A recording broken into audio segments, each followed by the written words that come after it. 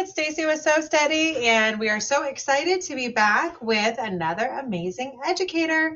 We have got our First Friday with Pam happening right now, and Pam is going to be diving into the amazing Circle Crosshair Ruler. She's going to be creating some awesome designs using the Circle Crosshair Ruler, which is part of our Elevate Box Club series. So this was in every single Elevate Box Club that we sent out for quarter 2. So she's going to be using some other templates, but this is one where you can just get, kind of get excited about using different templates that you might have in your library to be able to create designs. So the designs that she's going to be using today are not part of the Elevate Box Club, but you can easily, kind of use your imagination with those. So I'm going to let Pam take it away and share with you some of her amazing designs. So go right ahead, Pam. Hi, thank you, Stacy. Hello, everybody. I am so happy to be here. This is the Circle Crosshair Square, and this thing is amazing. It comes in 2 sizes. So this is the 6-inch size, and then, of course, we have the big one. So they're both available. They have identical markings on them. It just depends on what size you want. And I've used this big one for overall designs on a quilt, and I'm going to show you how I do that using the small one. And this is the one that's in the Elevate box. And what's really great about this size is it's perfect for embroidery. So if you want to do, say, a couple of designs in embroidery, not really sure how to lay them out, I'm going to show you how to do that. But I want to show you the markings on this particular crosshair square. So you've got your 30, 45, and 60-degree lines. So you use the 60-degree lines and or the 30-degree lines when you're doing 6 points, and you use the 45-degree lines when you're using 8 points. So that's really kind of fun, and I'm going to show you how to do both 8-point and 6-point designs. But what you can do, let's pretend that this whole piece here, and I know you can't see the whole thing, is something that you want to embroider on, and you want to do, you're using embroidery, and you want to do some just scattered pieces, right? And say they're combinations of 7.5-inch designs and 9.5-inch designs. That's where you would use the big one. But if they were like 5.5-inch and 3.5-inch, that's where you would use the small one. So what I would do with, number one, mark center, right? Because you want center marked for your embroidery when you line it up, right? You can always line it up with center. And then let's say this is a 3.5 design. I would come out here and there's numbers along here. 1, 2, 3.5 right there. Make a little tick mark. 1, 2, 3.5, make a little tick mark. 1, 2, 3.5, make a little tick mark. And I would just make 4 little tick marks at my 3.5. And now I know that this is the outside of my design.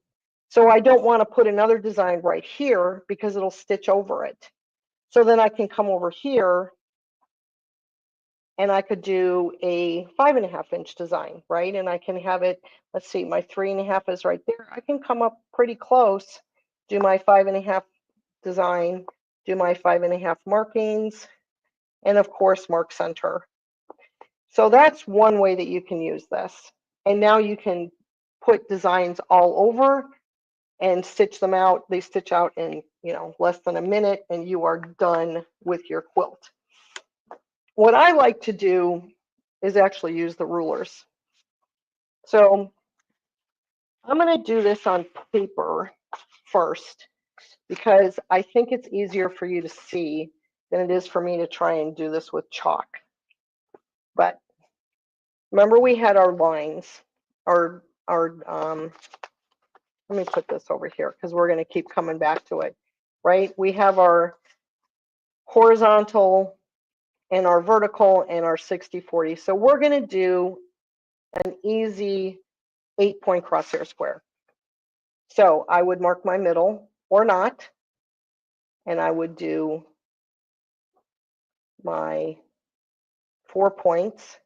And remember last time I taught you about holding your pencil or your writing utensil at an angle if it's not a chalk liner? Now I'm going to turn this and I'm going to line up the 45-degree angle which is the line in the middle. I know this is really hard to see here. And I'm going to line all of them up. Get in the center. And then go across like this. And now I have my 8-point crosshair square with my mark in the middle. So that's how easy it is to do that. The thing that's really nice about these are all the same distance from center. Where your regular crosshair, you've got some that go jet out farther, and these are all, so you've got a nice circular design going on here. Let's say we want to do 6 points. So what I would do is line up and just do the horizontal lines. Now I like to do this where the numbers, see the numbers here, where the numbers are horizontal. And then I'm going to go out. Now I'm going to mark center. I'm going to turn this till the 60-degree line on my left is on the horizontal line. Center's on center. And now I'm going to do upper left and lower right. Okay, I went to the left. I'm going to start on the left. Now I'm going to go back to what my horizontal was, and I'm going to take this 60-degree mark. And the way you can tell where you're going to, what slots you're going to use, is they're the ones that are farthest away from this 60, right? This one's too close. Again, upper, but now we're upper right and lower left. And there's my 6-point crosshair square. So that's how easy they are to use. Now I'm going to show you a fun thing that you can do on your fabric. It's hard to mark center with a Choco liner. So I'm only going to go out 3.5 inches. And I'm hoping you can see this, but these dotted lines are half, the solid lines are whole. So I'm going to go out to this 3.5-inch line. And I'm just going to do 6 crosshairs. I'm going to start by doing a 3.5-inch line on the horizontal. I'm going to turn. So the 60-degree line is on there, and I can see my dotted line, and I'm lining that up so that from the 3.5 and the 3.5 are out there. I'm not marking center yet. Upper left, lower right, only going to 3.5.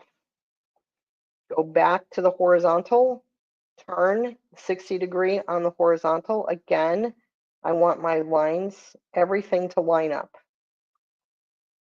Now I'm going to do upper right at 3.5 and lower left at 3.5.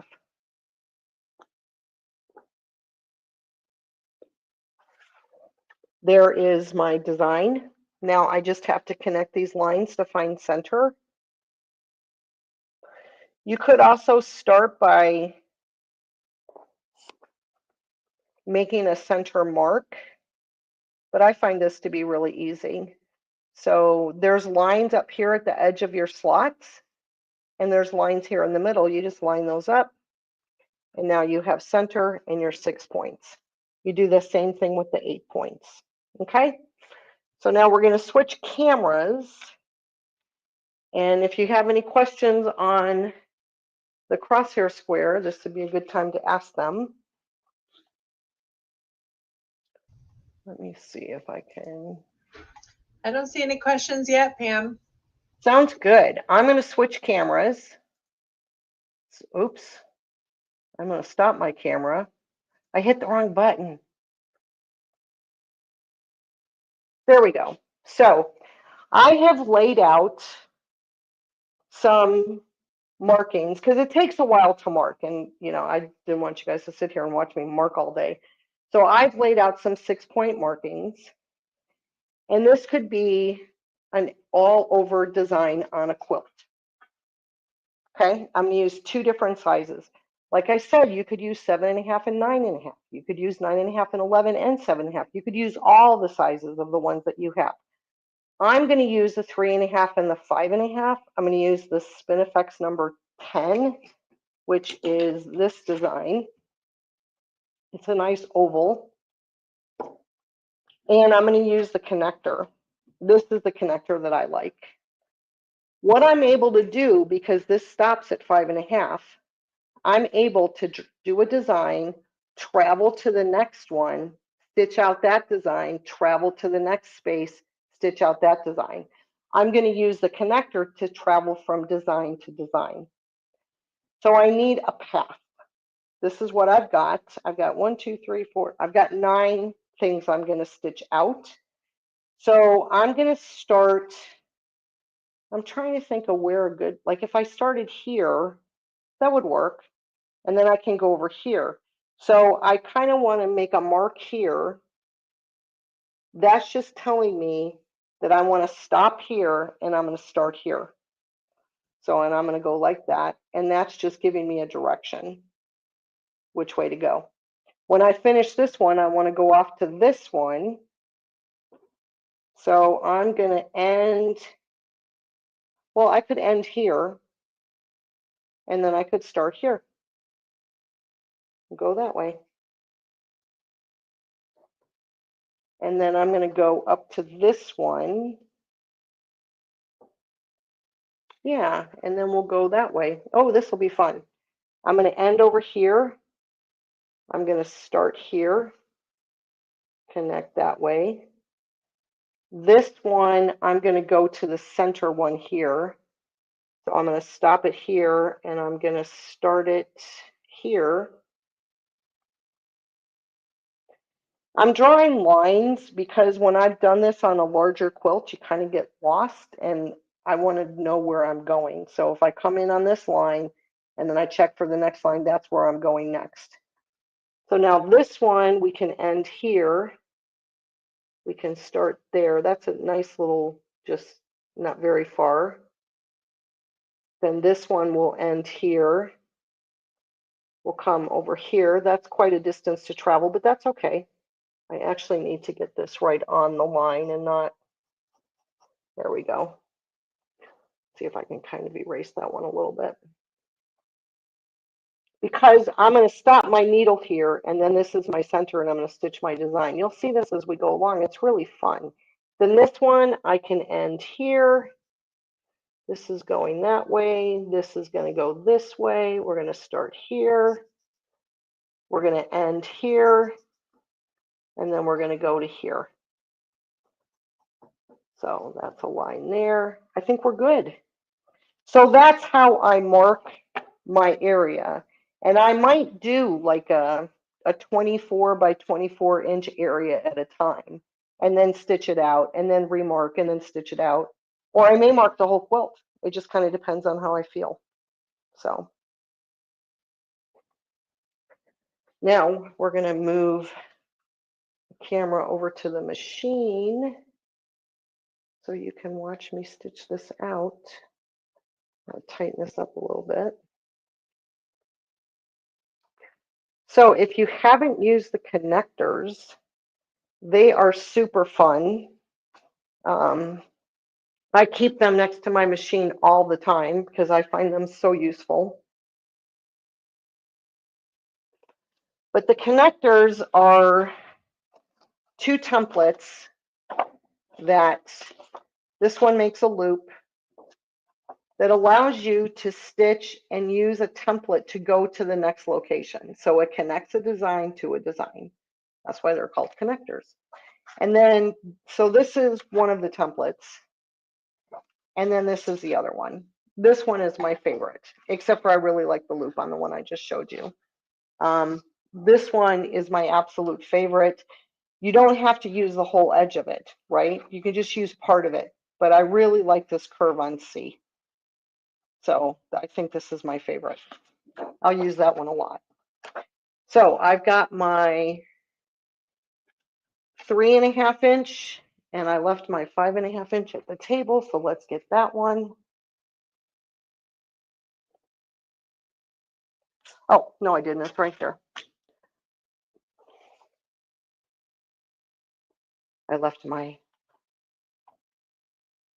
I don't know what I left on the table. So Our plan was to start here. So we're going to start in the middle on this design.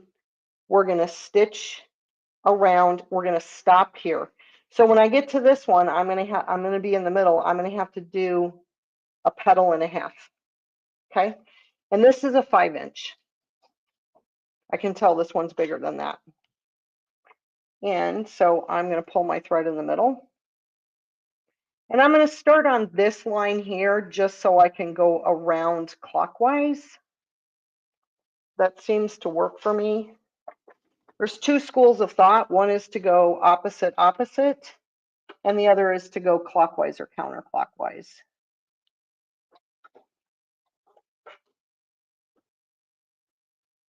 And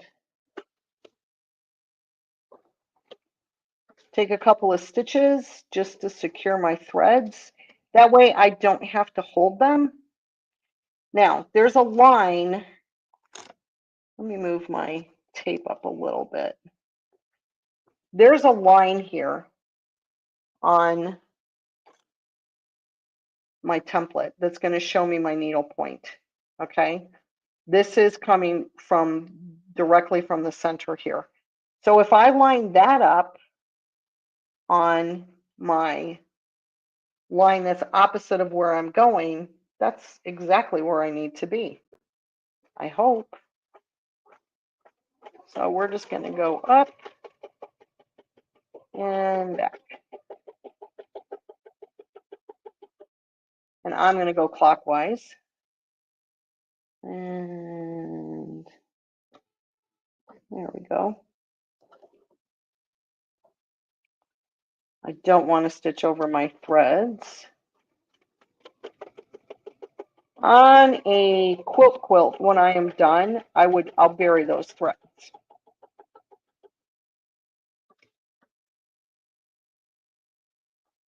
And straighten that out.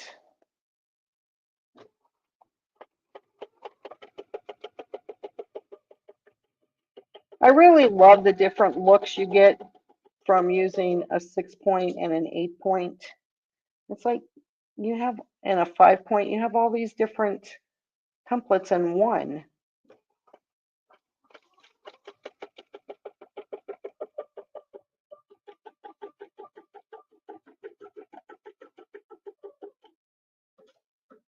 And let's do this one.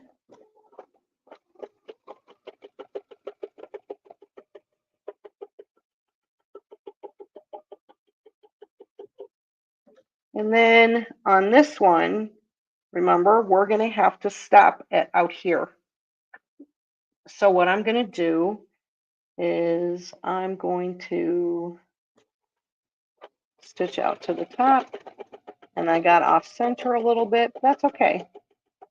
And now I want to go back to where I came from, and I'm going to do that by just going back. You could go all the way around again, but that worked for me. So now I'm going to take my template out.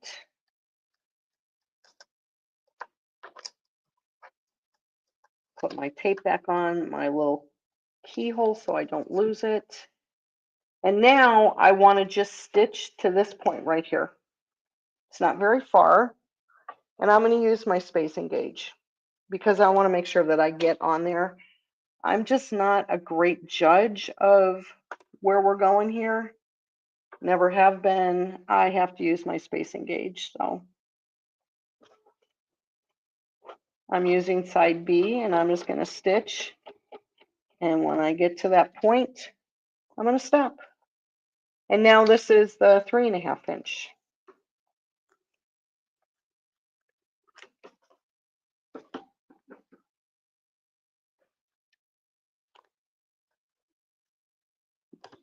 I have to get some fresh tape out. Now I'm going to put this in the center. And I'm going to,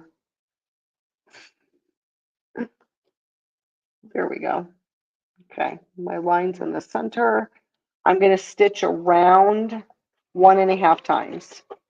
So there's 1, and a half. Now, I want to see where I'm going next. And the next place I'm going is that direction behind the machine. So what I'm going to do is I'm going to go clockwise again. And I'm just going to stitch this design out.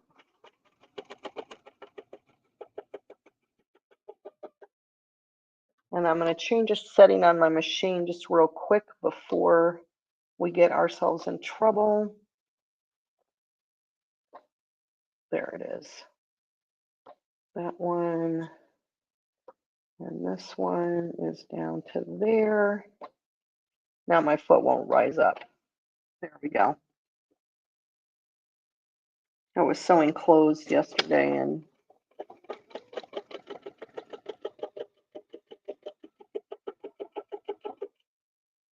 hadn't changed it back to my knot pop-up that I like for doing ruler work.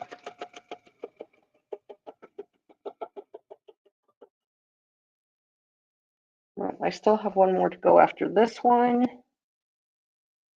Nice little line there that helps me line this up.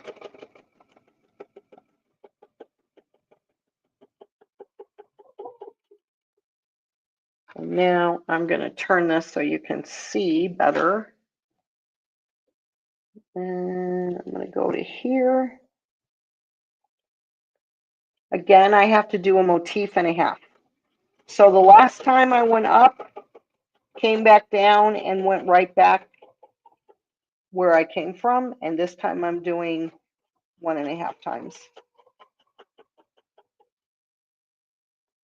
Whatever is more comfortable for you is what you should be doing. Now, I really like C. I think I told you that. I'm traveling to the next one, getting my spacing gauge in here.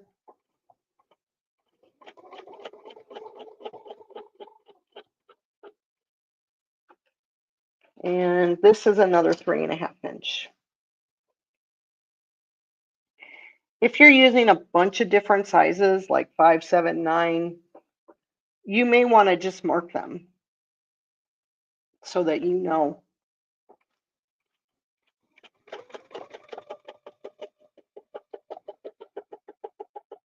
One and a half to get back to center. Now, my next one, excuse me, I'm going off this way. So I just want to make sure that I don't stitch this motif as I'm going around.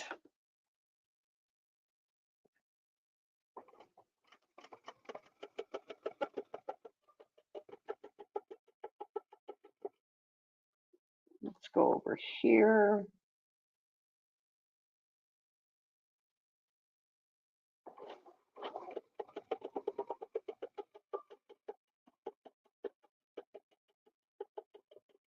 I'm using 40 weight thread and a size 80 needle.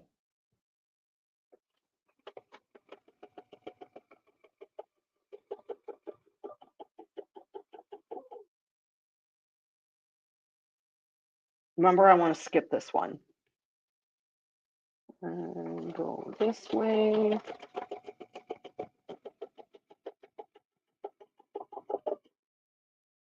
And now I can go this way. Again, I want to stop at the outside. So go around and keep going.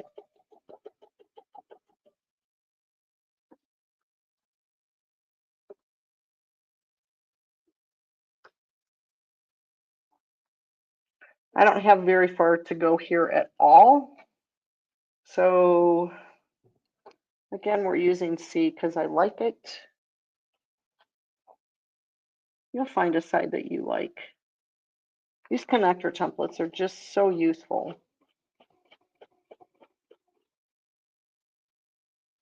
And now this is a 5. I can tell it's bigger than the 3.5, and I'm only using these 2 sides today.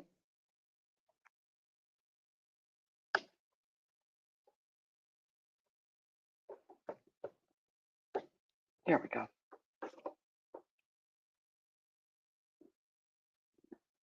Again, we have to do a design and a half. Oh, that didn't get into the middle. That's okay. It's not off by very much. And I must have marked it way farther on the other side. So this is going to be a little bit of a challenge. Let's see, I don't want to do that one, but I can go across from where I came. Let's see, I need to get back into the center. Every once in a while, you run into a situation where things didn't get marked perfectly, and that's okay. And now we're going off this way.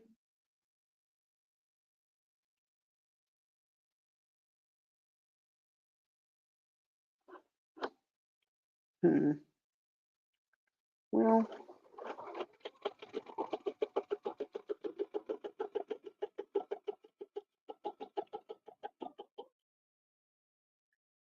and then we need one over here. 1, 2, 3, 4, 5, 6.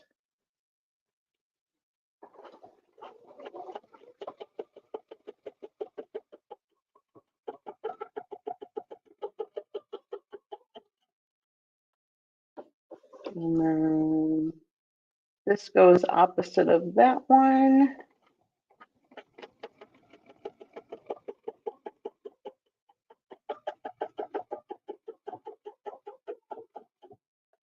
And then this one goes opposite of this one. So let's move that over there. And this is our last one. So it's a design and a half.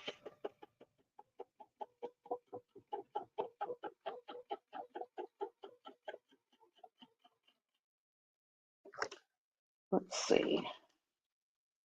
Well, that worked out pretty well. So this is what we have going on so far. You know, we started way back here, and then a little travel, and a little travel, and a little travel. And now we have to travel to here, and that's another 5.5 inch. This next big one here.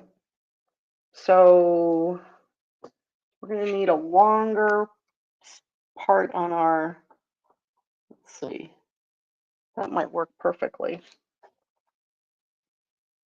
B is my longest on this template. That's the longest travel place that I have. I want to end there. I think this is going to work.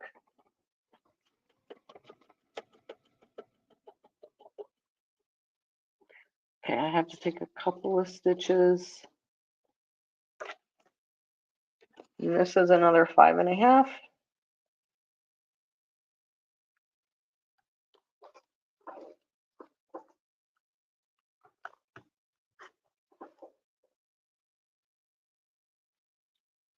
I think I've asked this question before, but just to get some conversation going among everybody, why don't you tell us what your favorite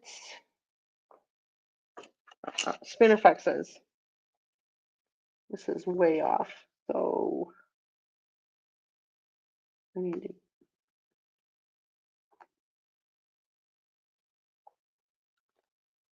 to, well, we're just going to have a couple extra stitches in this one. And I totally went off the template there. That's all right.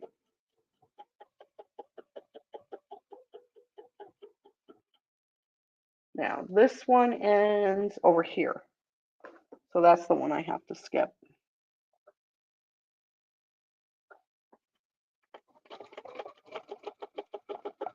I always like to hear what your favorite template or your favorite spinifex.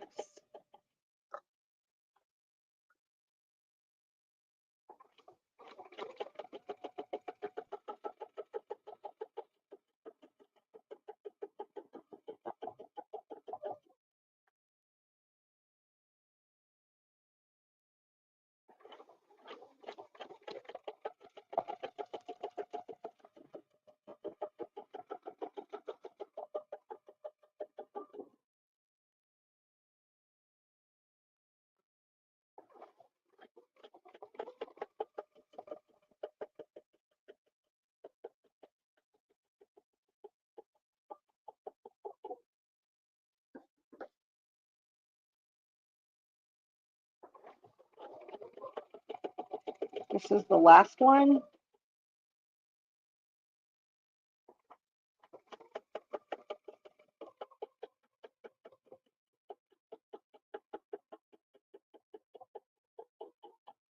And where does that travel to?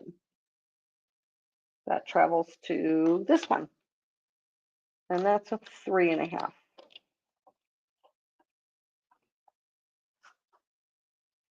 So you can imagine if you're not talking and you're just listening to music, you can go pretty fast doing this. This is really short. So I like the curve of C.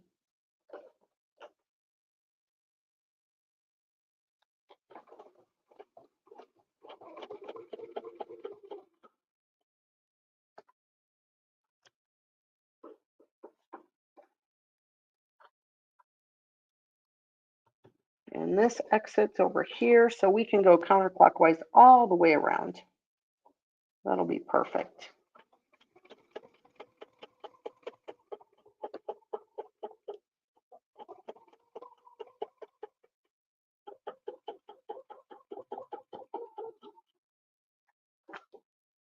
And then there's this side.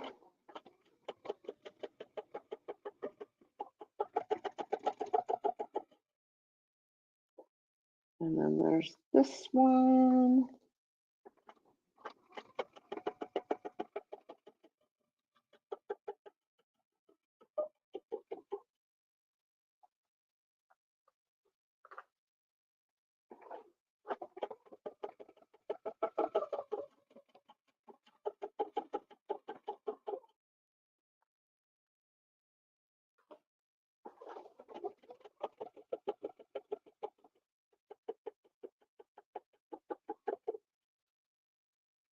And then this one is a time and a half, or a round and a half, time and a half. That's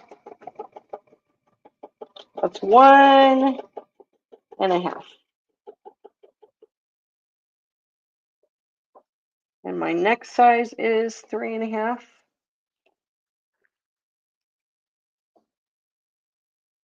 And that's a pretty long distance to go. So let's see if it doesn't look like B is going to reach there. So what we're going to do is we're going to do A, and we're going to travel the whole length of A, and then we're going to move the template. And we have to come up to here, and then we're going to keep on going.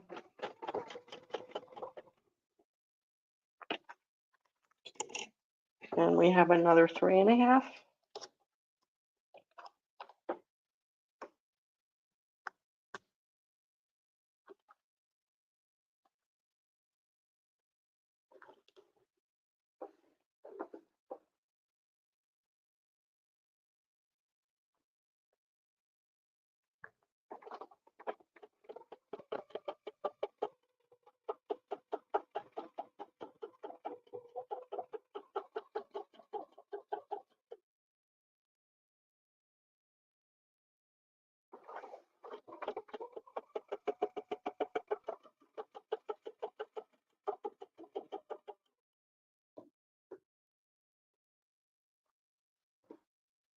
The one thing when you're quilting, always make sure that your quilt is flat and that you don't have this going on with your quilt folded over, because then you can stitch on top of it and stitch your quilt.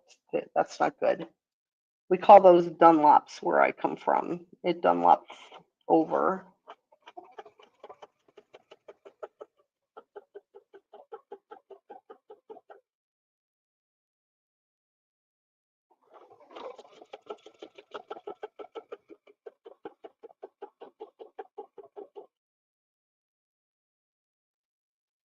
Let's see. This is my second to last one.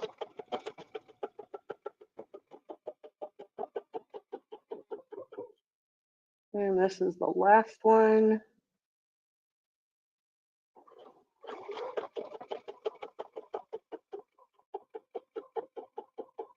And go back.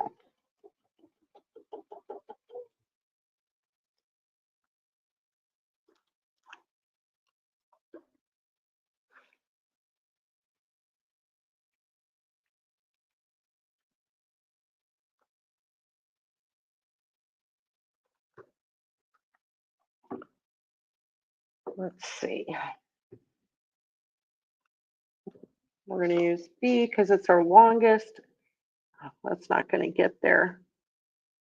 So what I'm going to do is I'm going to go a little bit, and then I'm going to move the template up and go a little bit more. Let's see, we're going to come back here. There we go. It's kind of like the way you adjust your clamshells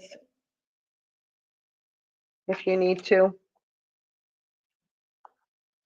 Go a little bit, and then as you can see, we didn't lose the curve of the template.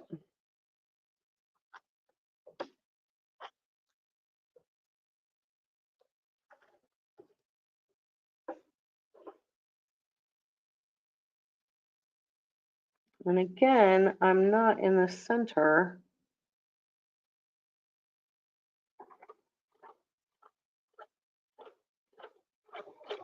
Something happened when I was marking this earlier, and it didn't come out perfect.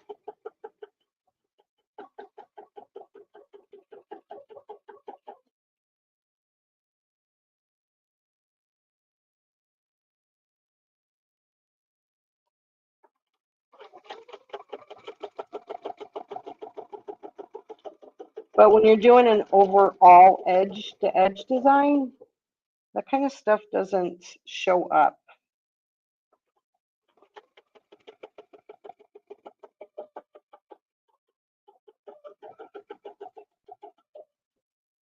Now I have to be careful because this is the one where I'm going to travel. So I need to go over here where I'm not going to travel to the next motif.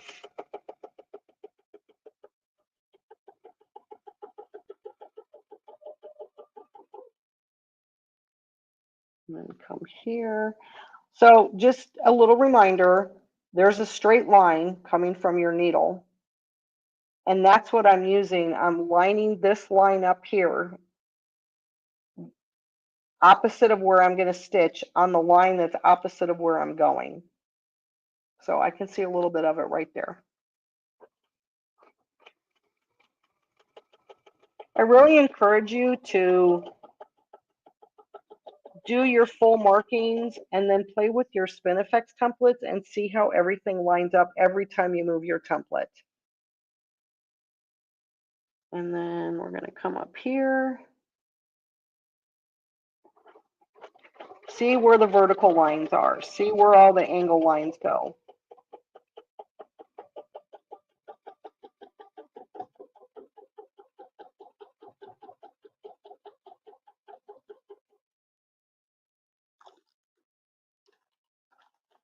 And now we have to travel just a tiny bit for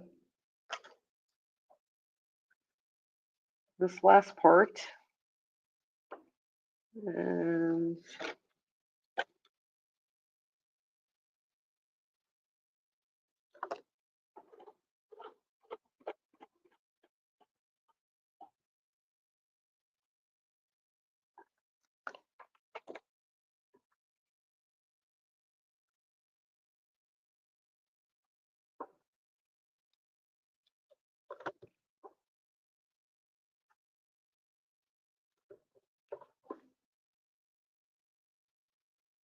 so you can probably see it much better right now, where this line right here that's coming from the center is on the center, is on the line opposite of where I'm stitching. It's kind of easier to see it when the foot's not in the way.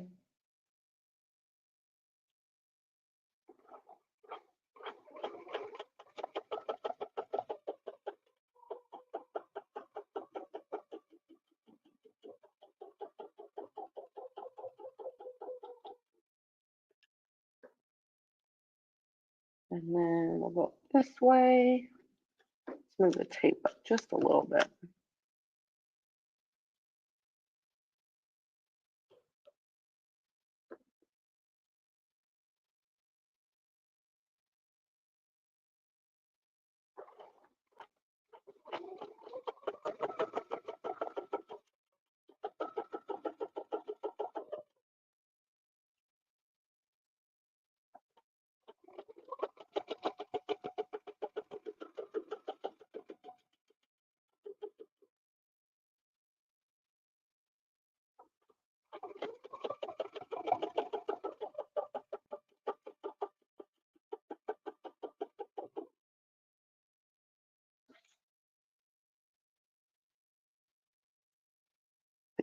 think.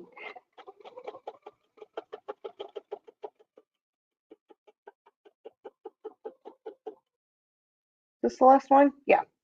So this is our last design. We could, if we wanted to, finish it and then come over here and have it connect over there if we wanted to. But I'm just going to finish it off. What I like to do whenever I'm doing a design that starts and stops in the middle a lot, or in the same place somewhere a lot, is I like to finish where it's not exactly dead center because it's easier to bury that way. So what I do is I stitch out here, I complete my design, and then I come out a couple stitches. This is where I pull my thread.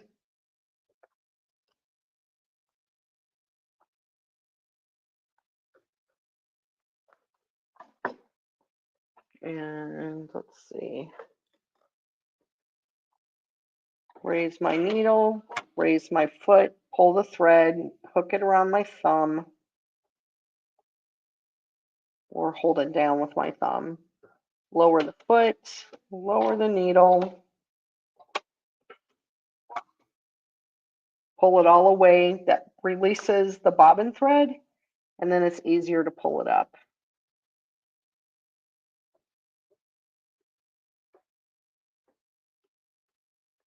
And then I pull my bobbin thread, and you can feel which side is coming from the bobbin. So the side that's coming from the bobbin is where I cut it. And then you pull it away and cut your top thread, and your bobbin thread just disappears beneath you. But you have your two threads here that you can now bury. So we're going to do that.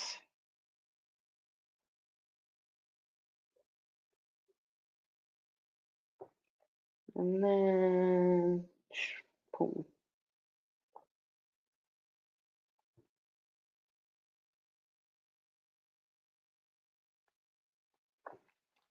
And then what I'm doing is I'm burying my thread a few stitches out from center, and I'm not fighting with all of those threads that are going right in the center.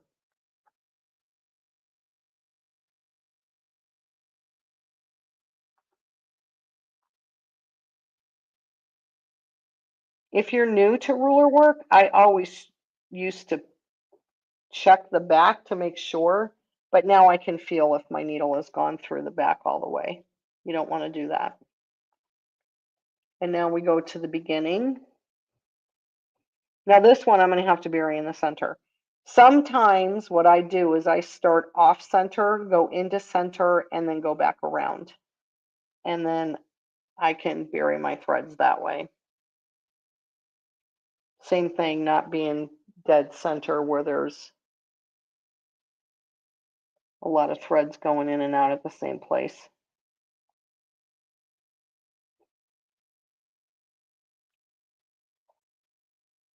That was very far from center, but that's okay. The knot, I mean. You want your knot to be about 1/8 of an inch away from where you're going to bury so that you have room for the threads to go in and the knot to go into your batting. You don't want your knot just sitting on top.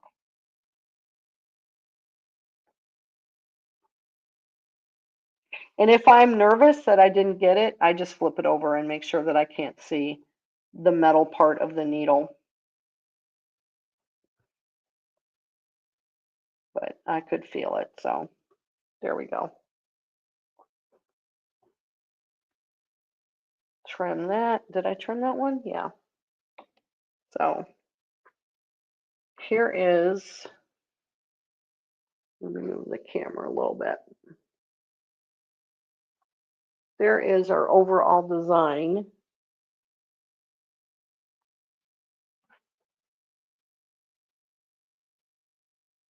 There we go. Pull this down just a skosh. There. So that is how I do edge to edge. And then, yeah, you really need the edge-to-edge connector. Then I did some 8-point markings. I want to show you just the huge difference between the 6-point and the 8-point just on this particular design on the Spinifex 10. And it's the same with all of the templates. The difference between using 8 points and 6 points is dramatic enough that if you don't have these crosshair squares, you really should think about getting them. So I really like the circular ones. I've started using them pretty exclusively. So we're just going to do this one right here. So let me show you what I was talking about with not starting in the center. And let me move the camera back to the here. Stacy, do we have any questions? No, I was just looking to see if we had anything pop up. I think they were asking about different templates, but those questions got answered. No, I just think that they're all saying how much they love these designs and how they need to get those edge-to-edge connectors. Yeah, they're really useful. And the circular crosshair square is, or the circle crosshair square is, okay, so this is normally in the center where I would pull my threads, right? And let's see. You might want to raise the camera just slightly. Oh, sorry. No problem. I had it down so you could see what I was stitching earlier. There we go. Okay, so normally this is where you would pull your threads, right in the center. But what I do is I follow the template out a couple of stitches and I pull my threads here. Now, the trick is you don't want to move your foot if you can avoid it. And then I go down, lock my stitches by pulling my threads. And now I go back to center and then I go around.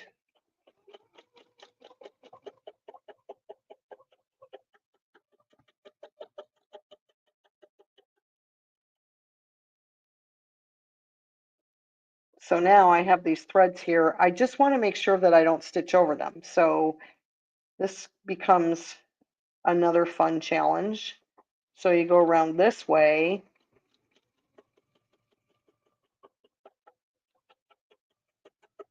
And when you get here, move your threads to the other side.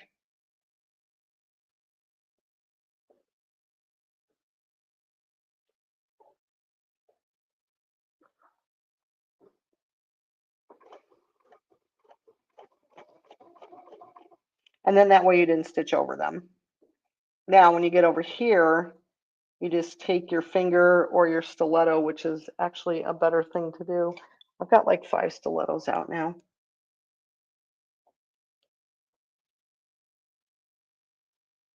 There you go. And get them out of the way.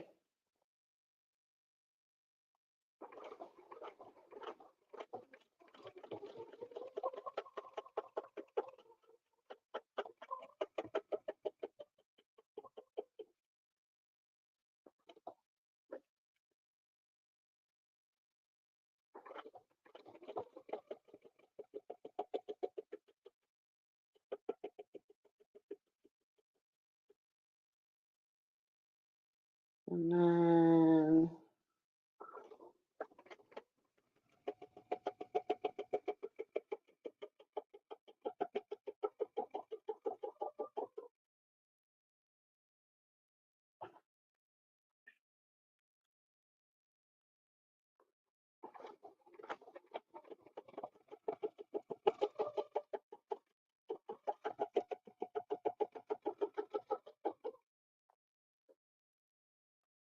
now let's go here.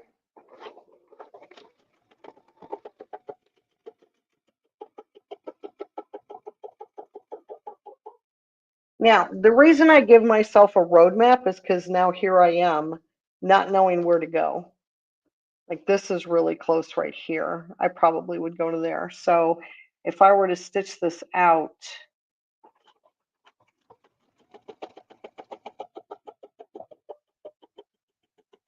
And on this, I didn't measure real well. I just kind of made a bunch of random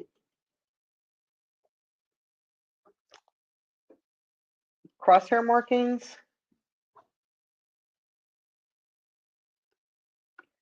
I'm like, where would I go? I think what I would do is probably go that direction.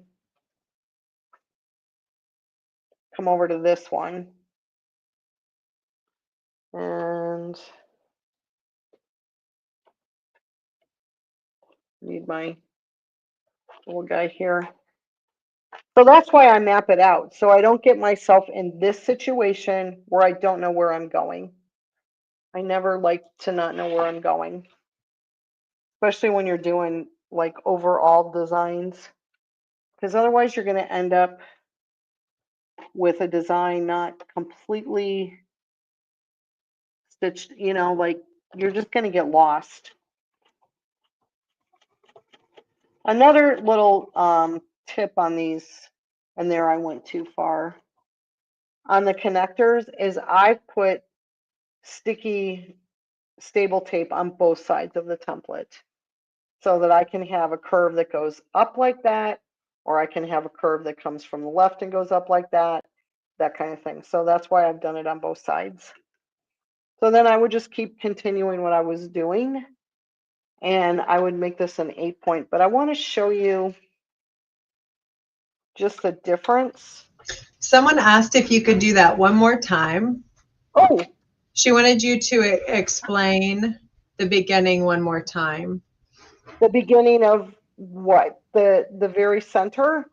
I think so. It was what you were doing just Okay. 2 minutes ago. Okay, of course I can do that. Let's And find.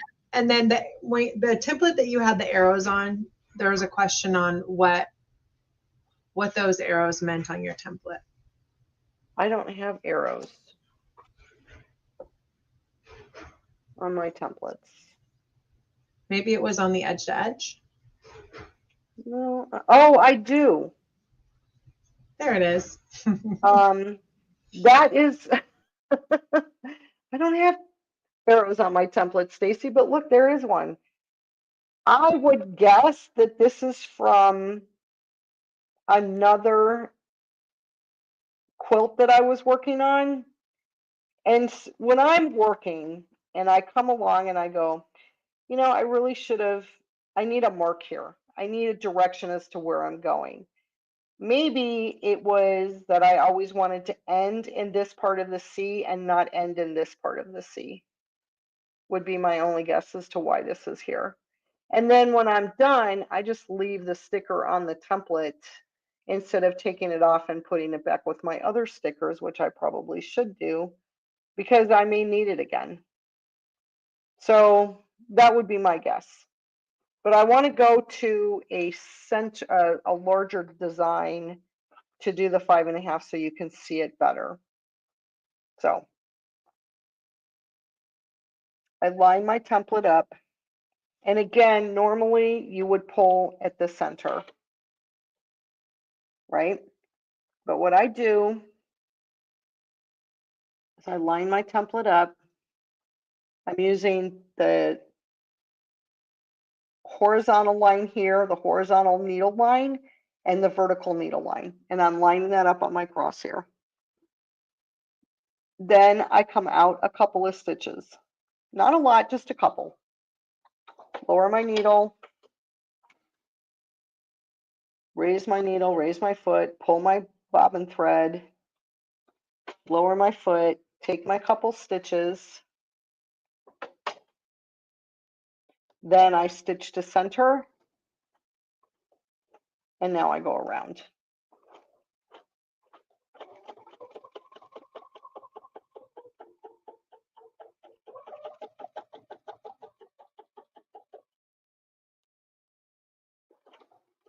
Oops. And sometimes you go off the template. So that's how I started.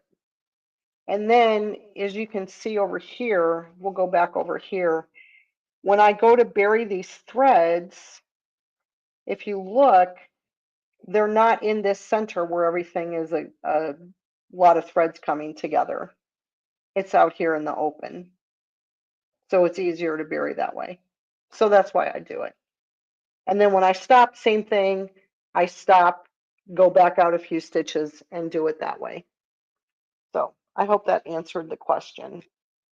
And now I just want to go over a couple of my favorite marking tools because I think it's important for people to see the different kinds of marking tools and what people like to use. So I'm going to switch cameras because I think it's easier to see it if you're looking straight down at it instead of in an angle. And if we're going to talk about marking tools, we should talk about different marking pens. So this is my arsenal of marking tools. Okay, the first one we have is the Clover marker, the Choco marker, where we take out the powder and fill it with Ultimate Pounce powder. So make sure when you buy it that it says iron off, because if it doesn't say iron off and it's wash away, you're not going to be able to iron it when it's all said and done. So this is my Choco liner, again, filled with Ultimate Pounce powder. And you can mark yourself. The hard thing to do with this is to make numbers. It's kind of hard to do that. So the other thing that I like is not this one. It's the wrong one, but I think this one will work. Where's my other? So I have it's white graphite lead. Make sure that's the white one. Yeah. And this is by Soline. And I like this because you can make little tiny numbers with it. I don't know if you can see that. It's very light. It rubs off. It's got an eraser on it. And it also washes off. So this is by Soline. The other product by Soline that I like is, let's flip this over, this is lighter, is the Soline Styla, which is a water erasable blue pen. You can't see it there. Well, here, we're going to do it on white paper. This is my favorite marking tool for light fabrics, ones where the Choco liner doesn't show up. I like to use this one. Now, the thing that's great about it, here, let me put it on the batting. See, on the batting, is they have a water eraser that you can squeeze the water into, and you go over your fabric like that with the water eraser. And it has a solution in it. I don't know what is in the solution, but it just gets rid of the lines. I've never had them come back. So there's that. And then there's the Crayola. Now make sure that it's ultra clean washable Crayola markers. They look like this. They come chubby for like toddlers, but then they come in these nice thin ones, and they work great with the crosshair squares. And again, it's washable. So you can do your marks, but I will tell you, you cannot take it out with just this water pen that I just used. You can't use a Q-tip and do a little bit of water and go like this because it bleeds. It's not permanent when it bleeds, but it does bleed. And so what you need to do is actually throw the whole thing in the washing machine or totally submerge it in a sink or a tub to get the markers to come out. I have used Crayola markers and I've done all kinds of testing where I actually ironed on top of this and it still came out in the wash. So these are really good for light colored fabrics as well. Just know that you have to completely submerge it in water or wash it. And then last but not least is the friction pens, which iron off. If you put a layer of, and a thick layer of starch on top of your quilts, like Best Press or something like that, before you use these, you're going to be a lot happier. So I know that people complain and say that they come back in the cold. I unscientifically think that that was the time when they had the metal ball, like the tip of it was metal, and I think the metal scratched the fabric, and that somehow the ink got into the inside of the fabric and wasn't just on the top. That's what I think. These are felt tips, and so they don't gouge your fabric. They just kind of slide on top, and they come out with an iron. So those are my favorite marking tools. They're the ones that I keep by my machine and the ones that I go to all the time. So that's my 2 cents on marking. And that is all I have. Oh, I want to show you this design. I want to compare these two designs between the 6-point and the 8-point. And then you also, you've got your you can do 16 points, you can do 4 points, you can do 12, whatever. And here, let me see if we can change cameras here real quick. And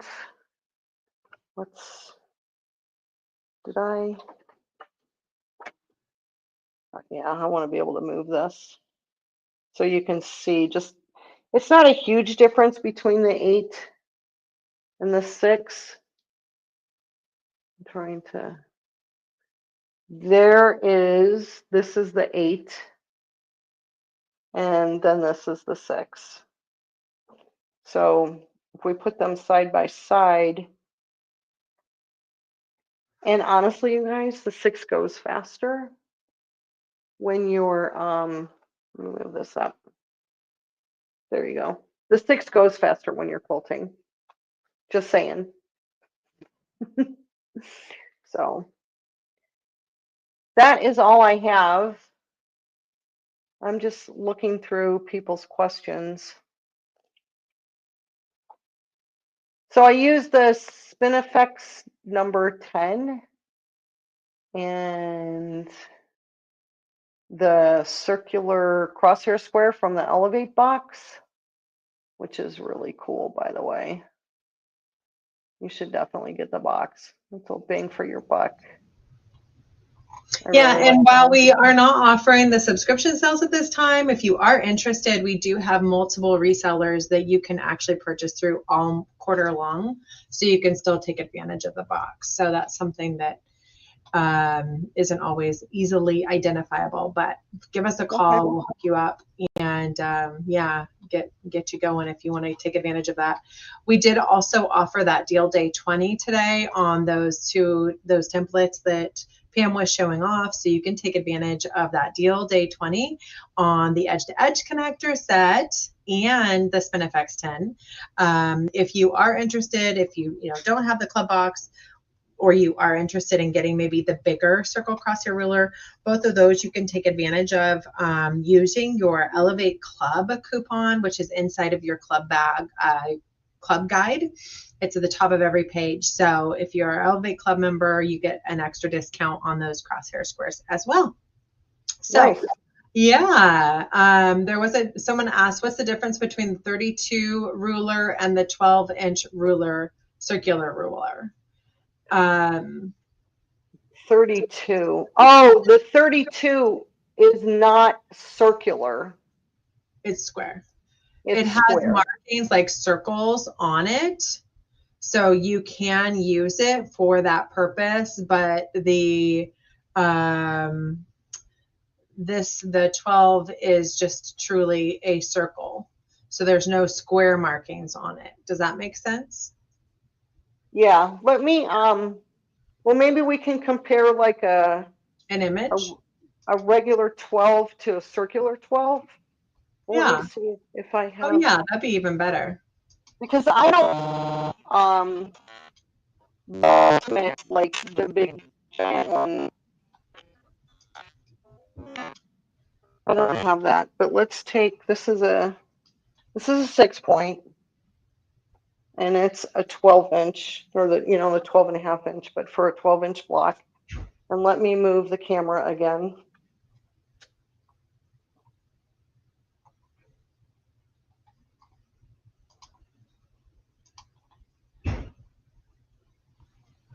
Okay.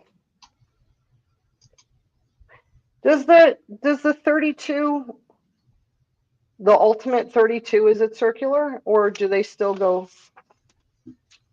The Ultimate 32 is a square ruler. right?